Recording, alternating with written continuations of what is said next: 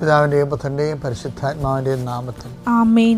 എൻ്റെ പ്രിയപ്പെട്ടവരെ, ജൂലൈ 8 ചൊവ്വാഴ്ച പ്രത്യക്ഷ പ്രാർത്ഥന നമുക്ക് പ്രാർത്ഥിക്കാം. അമ്മേ പരിശുദ്ധമ്മേ, അമ്മേ പരിശുദ്ധമേ, ദേവമാതാവേ, ദൈവമാതാവേ, കൃപാസനത്തിലൂടെ ഞങ്ങൾക്കും ഞങ്ങളുടെ ദേശത്തിന് അമ്മ മധ്യസ്ഥം തേടി തന്ന എല്ലാ അനുഗ്രഹങ്ങൾക്കും കൃപകൾക്കും ഞങ്ങളിപ്പോൾ ഹൃദയം നിറഞ്ഞ നന്ദി പറയുന്നു. അമ്മേ പരിശുദ്ധമ്മേ, അമ്മേ പരിശുദ്ധമേ, ദൈവമാതാവേ, 2004 ഡിസംബർ 7 തീയതി ഉച്ചകഴിഞ്ഞ് 2:30 കൃപാസനത്തിൽ സംഭവിച്ച അമ്മയുടെ പ്രത്യക്ഷപ്പെടലിനെ തിരുസഭയ്ക്ക് സമർപ്പിച്ചിരിക്കുന്ന പഠനരേഖകളുടെ മേൽ സഭാത്മകമായ പഠനം ആരംഭിക്കുവാൻ ഞങ്ങൾ പ്രാർത്ഥിക്കുന്നു. അമ്മേ പരിശുദ്ധമേ, അമ്മേ പരിശുദ്ധമേ, ഭൂസ്വർലോകങ്ങളുടെ രാജ്ഞിയായ അങ്ങേയ്ക്ക് ഭൗമസംരക്ഷണത്തിനായി പ്രപഞ്ചപ്രകൃതിയെ തന്നെ തിരുസഭ പ്രതിഷ്ഠിക്കുവാൻ ഈ പ്രത്യക്ഷീകരണം വഴി ഇടയാക്കണമേ. പരിശുദ്ധമേ, ജപമാല മാതാവേ, സകല കൃപാസനം പ്രാർത്ഥനയോടും ചേർത്ത് ഞങ്ങളിപ്പോൾ പ്രാർത്ഥിക്കുന്ന ഈ കുടുംബത്തിന്റെ പ്രത്യേക നിയോഗം പറ മക്കളെ.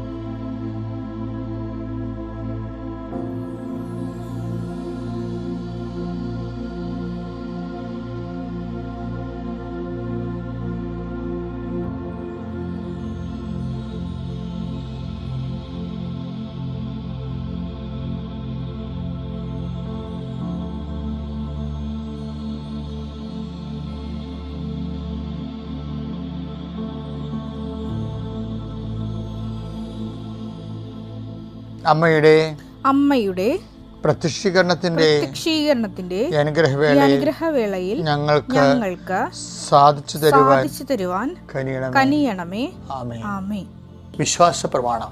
സർവശക്തനായ പിതാവും ആകാശത്തിന്റെയും ഭൂമിയുടെയും സൃഷ്ടാവുമായ ദൈവത്തിൽ ഞാൻ വിശ്വസിക്കുന്നു. അവിടുത്തെ ഏകപുത്രനും ഞങ്ങളുടെ കർത്താവുമായ ഈശോമിശിഹായിലും ഞാൻ വിശ്വസിക്കുന്നു.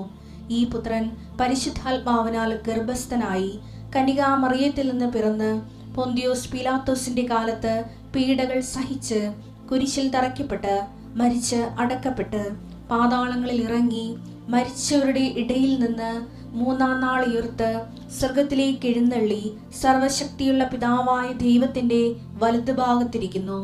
അവിടെ നിന്ന് ജീവിക്കുന്നവരെയും മരിച്ചവരെയും വിധിക്കുവാൻ വരുമെന്നും ഞാൻ വിശ്വസിക്കുന്നു.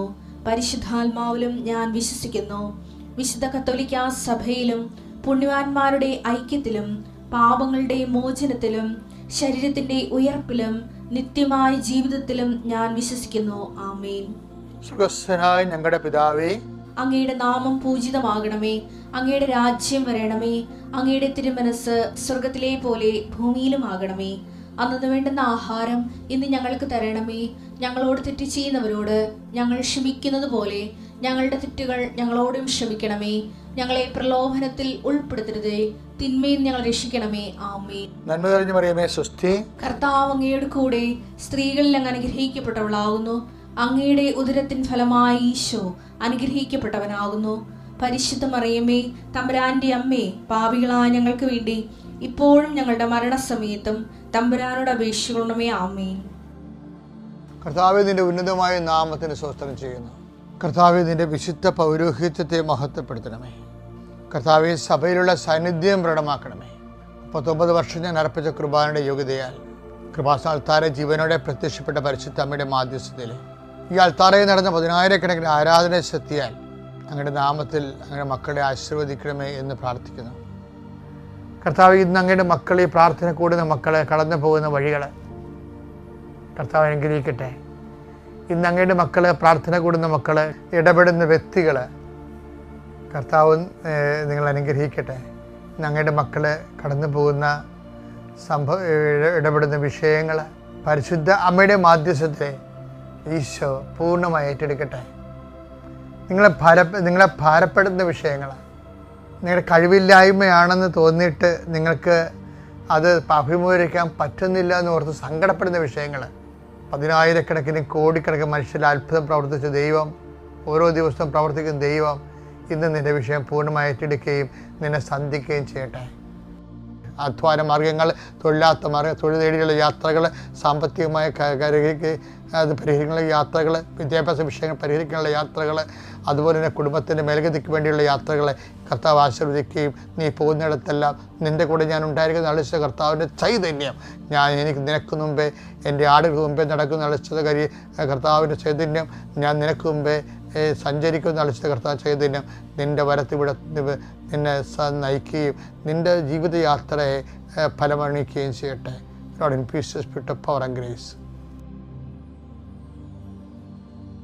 ഞാൻ എപ്പോഴും നിങ്ങളോട് പറഞ്ഞിട്ടുള്ള കാര്യമാണത്. അതായത് മനുഷ്യന് ലെസ് ലഗേജ് മോർ കംഫർട്ട് എന്ന് പറയും. ലെസ് ലഗേജ് യാത്രക്കാരുടെ ശ്രദ്ധിക്കുക അല്ലേ. Less luggage more comfort. ട്രെയിനിലൊക്കെ എഴുതി വെക്കും, ട്രെയിനിലുണ്ടാവും. അപ്പോൾ ട്രെയിൻ പിന്നെ അവർ നമ്മൾ ലഗേജ് പ്ലെയിനിലാക്കണമെങ്കിൽ അവർ ലഗേജ് കട്ട് ചെയ്ത് നമ്മൾ വിടത്തുള്ളൂ. ട്രെയിനിൽ അങ്ങനെ ലഗേജ് നോക്കാൻ ആളില്ലാത്ത കാരണം വലിച്ചുവാരി എല്ലാം കൊണ്ടുപോകും. അപ്പോൾ അവിടെ എഴുതി വെച്ചിട്ടുണ്ട് ലെസ് ലഗേജ്, ലഗേജ് കുറക്കുക, യാത്ര സുഗമമാക്കുക എന്ന് പറഞ്ഞ പോലെ തന്നെ ജീവിതത്തിലും അങ്ങനെ തന്നെയാണ്. ഈ ലഗേജ് കൂട്ടണം എന്താണെന്ന് അറിയാമോ? പ്രലോഭനങ്ങൾ കൂടുമ്പോൾ ലഗേജ് കൂടും. ഓരോരോ പ്രലോഭനങ്ങളെ ഇപ്പം നിങ്ങളുടെ വീട്ടിൽ വേസ്റ്റ് കൊണ്ട് വാരി കെട്ടിക്കുമ്പോൾ എന്തെല്ലാം ഓരോരോ പണ്ട് വലിയ ആർത്തിയോടെ വാങ്ങിച്ച് കൂട്ടിയ കുറേ സാധനങ്ങളുടെ കാല് പോയി, കണ്ണ് പോയോ, ചക്രം പോയി എന്നൊക്കെ പറഞ്ഞുകൊണ്ട് കൊണ്ടുപോയി ആക്രിക്കാർക്ക് കൊടുക്കത്തില്ലേ? പല പ്രലോഭനങ്ങളും ആക്രിക്കച്ചവടത്തിലുള്ളതാണ്. ഓരോ കാലത്ത് ആക്രാന്തം പോലത്തെ ഓരോ സംഭവം ഉണ്ട്, അവസാനത്ത് ആക്രിയായിട്ട് മാറും. അത് ഹ്യൂമൻ റിലേഷനിലും ഈ ആക്രികൾ ഉണ്ടാകുന്നുണ്ട്. അതുകൊണ്ടുള്ള അകൽച്ച വന്നിട്ട് അവർ ആൾക്കാരെ അങ്ങോട്ടും ഇങ്ങോട്ടും അകന്നു പോകുന്നത്. പണ്ട് ആക്രാന്തം മൂത്തെടുത്തതാണ്, പിന്നെ ആക്രിയായി പോയത്. അതുകൊണ്ട് പ്രലോഭനങ്ങൾ ഉൾപ്പെടുത്തിയത് തിന്മയും രക്ഷിക്കുക എന്നുള്ളത് വല്ലാത്ത പ്രാർത്ഥനയാണ്. അത് എപ്പോഴും നമ്മൾ സമയം കിട്ടുമ്പോഴൊക്കെ പ്രാർത്ഥിക്കണം. എന്തെങ്കിലും ഇഷ്യൂവിനെക്കുറിച്ച് ചിന്തിക്കുമ്പോൾ പ്രാർത്ഥിക്കണം. പ്രലോഭനങ്ങൾ ഉൾപ്പെടുത്തിയത് തിന്മയും രക്ഷിക്കണമേ. ജീവിതം തന്നെ അങ്ങനെ ദൈവത്തിന് പ്രവർത്തിക്കാൻ പറ്റുന്ന രീതിയിൽ ഒരു ദേശീയ പാത രൂപീകരിക്കണം. ദൈവത്തിന് ഏത് സമയത്തും അനായാസമായിട്ട് സഞ്ചരിക്കാൻ പറ്റുന്ന രീതിയിൽ വചനാധിഷ്ഠിതമായ ജീവിതത്തിലൂടെ. അതിനാണ് ഞാൻ കഴിഞ്ഞ ദിവസങ്ങളിൽ പറഞ്ഞില്ലേ, യേശു കർത്താവാണെന്ന് അതരം കൊണ്ട് ഏറ്റു പറഞ്ഞാൽ മാത്രം പോരാ, പിന്നെന്താണ്? ദൈവം അവന് മരിച്ചോ എന്ന് ഉയർപ്പിച്ചെന്ന് ഹൃദയത്തിൽ വിശ്വസിക്കണം. ആ വിശ്വാസത്തിന് എന്താണ് പരിശുദ്ധാത്മാവ് പറഞ്ഞ കഴിഞ്ഞ ദിവസങ്ങളിൽ? അതിന് വിശ്വാസത്തിന് അംഗീകാരം എന്ന അർത്ഥമെന്ന്. അംഗീകരിക്കണമെന്ന് എന്ത് ചെയ്യും? വിശ്വാസത്തിൻ്റെ ഫലങ്ങൾ പുറപ്പെടുവിക്കും. മത്തായി 7:20 അവരുടെ ഫലങ്ങളിൽ നിന്ന് നിങ്ങൾ അവരെ അറിയും. മത്തായി 7:17 എടുത്തേ. നല്ല വൃക്ഷം നല്ല ഫലവും ചീത്ത വൃക്ഷം ചീത്ത ഫലവും നൽകുന്നു. നല്ല വൃക്ഷത്തിന് ചീത്ത ഫലങ്ങളോ ചീത്ത വൃക്ഷത്തിന് നല്ല ഫലങ്ങളോ പുറപ്പെടുവിക്കുക സാധിക്കുകയില്ല. അപ്പൊ ഫലങ്ങളിൽ നിന്നാണ് വൃക്ഷത്തെ തിരിച്ചറിയണത്. അപ്പൊ പിശാചത് അംഗീകരിക്കണില്ലല്ലോ. എന്താണ്? വിശ്വസിക്കുന്നുണ്ട്, പക്ഷെ പിശാച് യേശു മരിച്ചോ ഉയർപ്പിച്ചോ എന്നുള്ള പുനരുത്ഥാനത്തിന് അംഗീകരിക്കണില്ല. അംഗീകരിക്കാത്ത കാരണം എന്ത് പറ്റും? ഫലങ്ങൾ അംഗീകരിക്കുന്നുണ്ടോ ഇല്ലയോ എന്ന് എങ്ങനെ അറിയാൻ പറ്റും? ഫലങ്ങളിൽ നിന്നാണ് അറിയണത്. ഇപ്പം നമ്മളുടെ വിശ്വസിക്കുന്നുണ്ട്, പക്ഷെ നമ്മുടെ ഫലങ്ങൾ നമ്മളാ യേശു കർത്താവാണെന്ന് വിശ്വാസം, അവൻ ദൈവവനും മരിച്ചോ ഉയർപ്പിച്ചോ എന്നുള്ള പുനരുത്ഥാനം നമ്മൾ അംഗീകരിക്കാത്ത ഫലങ്ങളാണ് ഉണ്ടാകുന്നത്. കാര്യം ഉയർപ്പിൽ വിശ്വസിക്കുന്ന ആൾക്കാർ അവരുടെ ഉയർപ്പിനെക്കുറിച്ച് എപ്പോഴും ചിന്തിക്കുമല്ലോ, അവരുടെ നിത്യതയെക്കുറിച്ച് ചിന്തിക്കുമല്ലോ. അപ്പോൾ നമ്മുടെ ചെയ്തികൾ പലപ്പോഴും നിത്യതയെക്കുറിച്ച് ചിന്തിക്കാത്തതല്ലേ. ഒരാൾ മറ്റു മതസ്ഥനോട് ഒരു കാര്യം പറഞ്ഞു, ഞങ്ങളോട് കാശ് ഉണ്ടാക്കാനേ പറഞ്ഞിട്ടുള്ളൂ, അതെങ്ങനെ ചെലവഴിക്കണത് എന്നോടെക്കുറിച്ച് ഞങ്ങൾക്ക് അതെങ്ങനെയും ചെലവഴിക്കാമെന്ന്.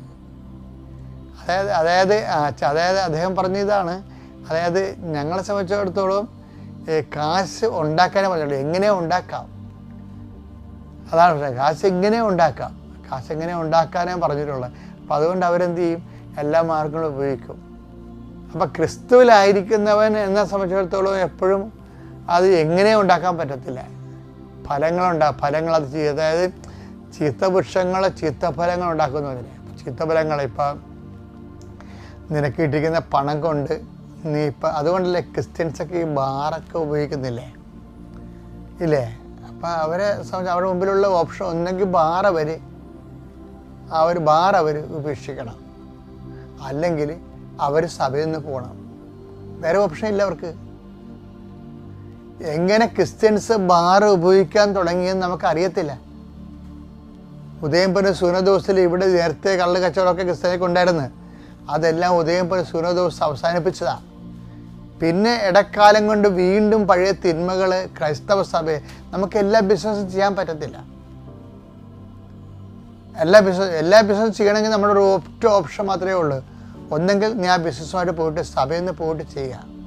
സഭയുടെ അകത്ത് നിന്നുകൊണ്ട് നിനക്ക് ബാർ കച്ചവടം നടക്കത്തില്ല. അത് സിമ്പിളല്ലേ? ഞാൻ എൻ്റെ പ്രവർത്തനത്തോടെ എല്ലാം ഇത് പറഞ്ഞിട്ടുണ്ട്. നിങ്ങളുടെ മുമ്പിൽ ഒരു ഓപ്ഷനേ ഉള്ളൂ. ഒന്നെങ്കിൽ സഭയിൽ നിന്ന് പോവുക, അല്ലെങ്കിൽ സഭയുടെ നിൽക്കണമെങ്കിൽ ഇങ്ങനെയുള്ള മ്ലേച്ഛമായ ലാഭങ്ങൾ ഒഴിവാക്കുക. ലാഭം കിട്ടുന്ന എന്തെല്ലാം കാര്യങ്ങൾ ലോകത്തുണ്ട്. ആ ചിലത് മ്ലേച്ഛമായിരിക്കും, സുവിശേഷ വിഹിതമായിരിക്കത്തില്ല. അത് നിലപാടിനാണ് ചെയ്യുക. സുവിശേഷ വിഹിതമായ നിലപാടാണത്. അതുകൊണ്ട് തന്നെ അതാണ് ഈശോ പറഞ്ഞത്, നല്ല വൃക്ഷം നല്ല ഫലങ്ങൾ കഴിക്കും, ചീത്ത വൃക്ഷം ചീത്ത ഫലങ്ങൾ. എൻ്റെ മക്കൾ, ഇതെല്ലാം ഈശോ പറഞ്ഞ കാര്യങ്ങളാണ്. ഇതുപോലെ ജീവിക്കാൻ നല്ല വൃക്ഷം നല്ല ഫലം തരുമെന്ന് പറഞ്ഞില്ലേ? നല്ല ഫലങ്ങൾ പുറപ്പെടുവിച്ച് ജീവിക്കുന്ന 10,000-കണക്കിന് മനുഷ്യർ നമുക്ക് ചുറ്റും ഉണ്ട്. അവരാണ് നമ്മുടെ ഭീഷണി, അല്ലാതെ പിശാചല്ല ഭീഷണി. അപ്പം അതുകൊണ്ട് തന്നെ അത് സാധിക്കുന്ന കാരണം തന്നെ നന്മയുള്ളവരെ നന്മ സാധിക്കുമെന്നുള്ളത് അത് അനായാസമാണെന്നുള്ളതിൻ്റെ തെളിവാണത്. അപ്പം അതത്ര നന്മ ചെയ്ത് ജീവിക്കുക എന്ന് പറയണത്, സുവിശേഷ സാക്ഷ്യം ജീവിക്കുക എന്ന് പറയണത് കർത്താവിൻ്റെ കൃപയിൽ അധിഷ്ഠിതമായതുകൊണ്ട് അത് ആശ്രയിച്ച് ജീവിക്കുന്നവർക്ക് അത് സാധ്യമാണ്. അസാധ്യമായ കാര്യമല്ലത്.